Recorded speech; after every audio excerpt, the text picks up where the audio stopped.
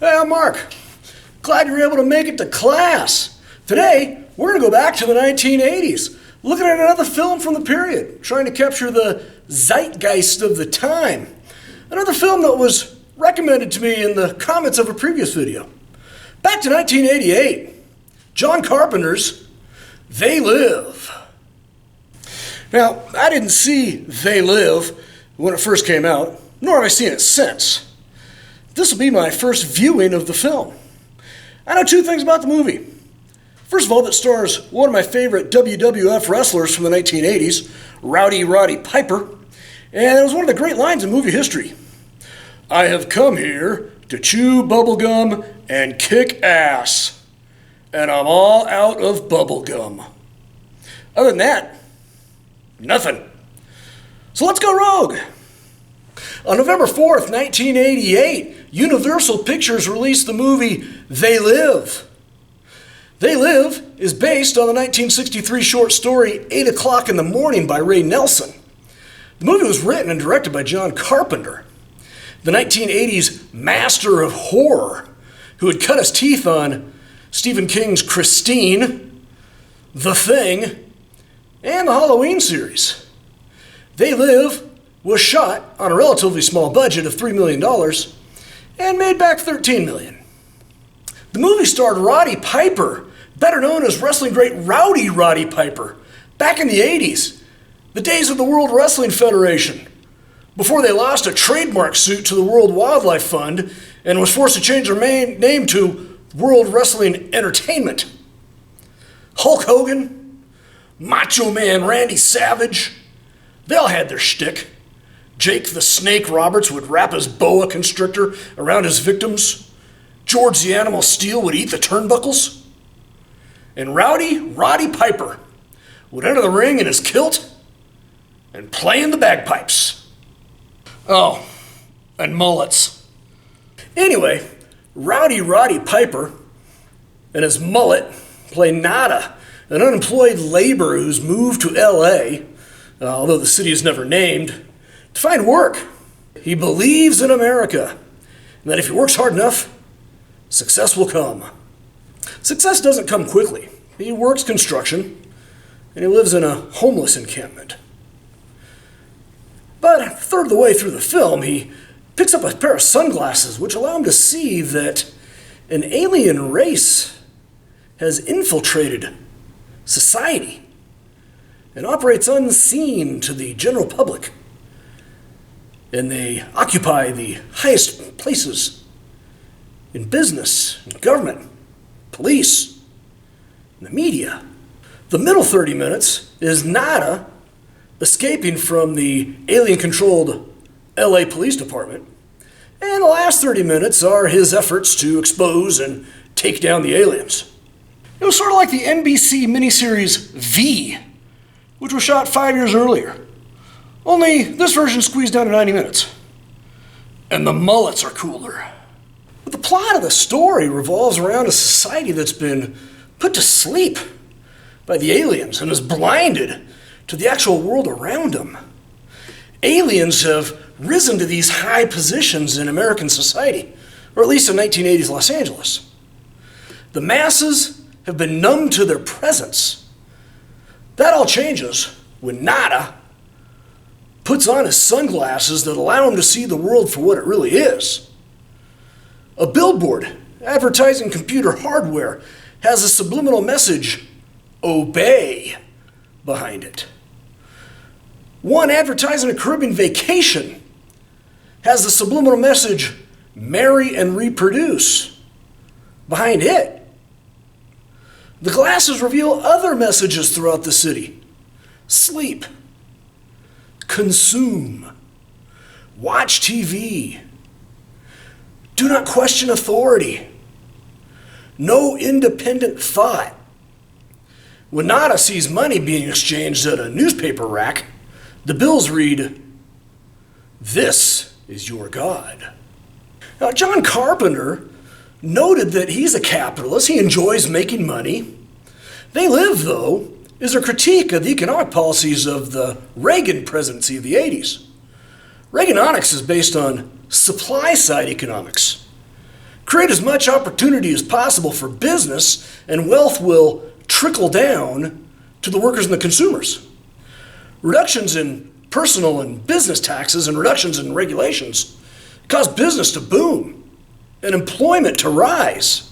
According to the Cato Institute, real family income grew $4,000 during the Reagan years, while interest rates, inflation, and unemployment fell faster than any time it did before or after Reagan.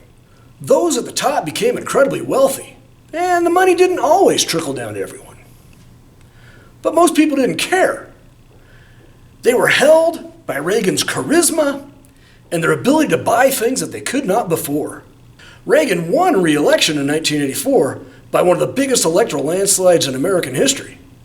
Personal consumption reached a fevered pitch in the 1980s, and while consumers were able to get more and more stuff for their homes, the elites of America were getting many times what consumers acquired.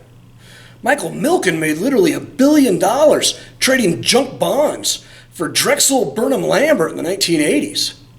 He was indicted for racketeering and securities fraud in 1989 and served 4 years in prison.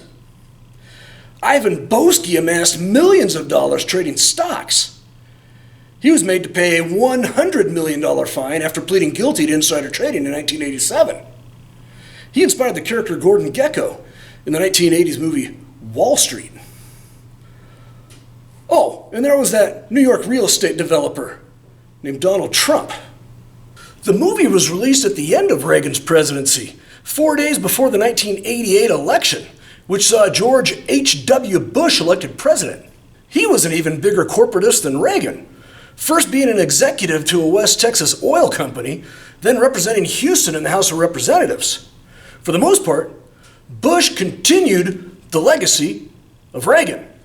While this is John Carpenter's critique of the free market system of the 1980s, it's just as relevant today. Things don't change just because government changes from one party to another. Some friends of Barack Obama and Donald Trump are just as corrupt as those of Ronald Reagan.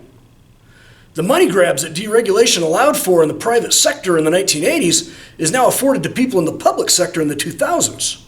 The 3 television networks that decided what stories were news and what stories should be buried in the 1980s have been replaced by a cartel of social media platforms that decide what stories are news and what stories are not.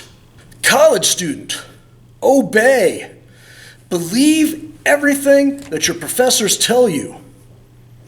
No independent thought. Politicians recently have created a new priestly class of people called scientists. Because of science, there can be no more debate.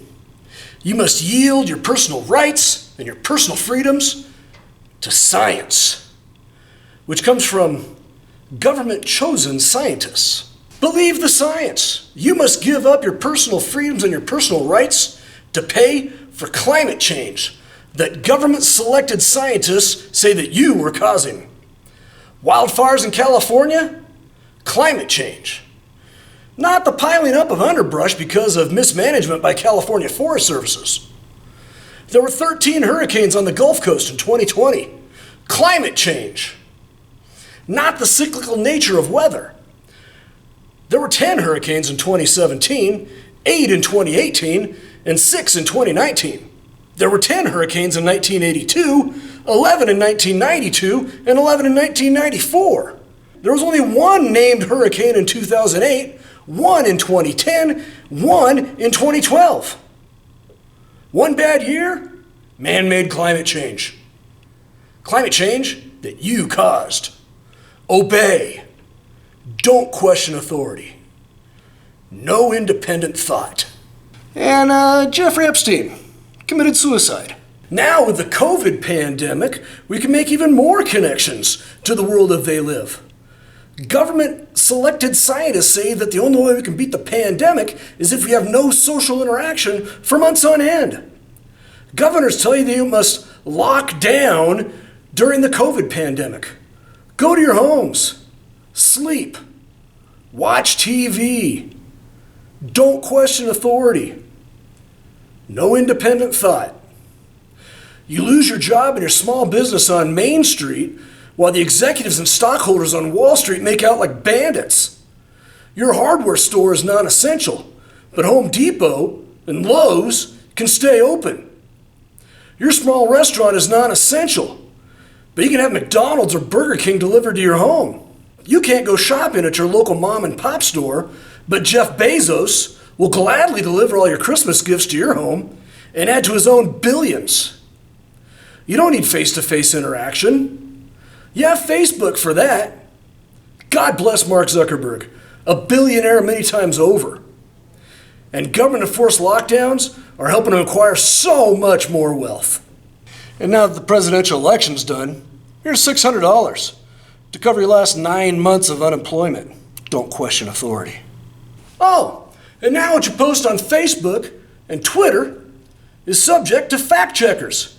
So if your opinion, which by definition is not a fact, diverges from the opinions of the fact checkers, your opinion can be blocked. Obey. No independent thought. In 2001, street artist Shepard Fairey, tired of the sheepishness of people around him, created a clothing company called Obey, which borrows from John Carpenter's They Live. What are you doing? Are you following to the directives from our alien overlords? Watch TV, sleep, don't question authority. They live. Did you see it? Are you looking for it right now? What are your thoughts? Let me know in the comments below. I hope you had fun. I hope you learned something. If I did it right, you did it both. I had fun, but I'll quit my day job. And next time you slip on a pair of sunglasses and you start seeing zombie-ish looking aliens among the human population, remember me. I'm Mark Haggard. I'm a history teacher. And I've gone rogue.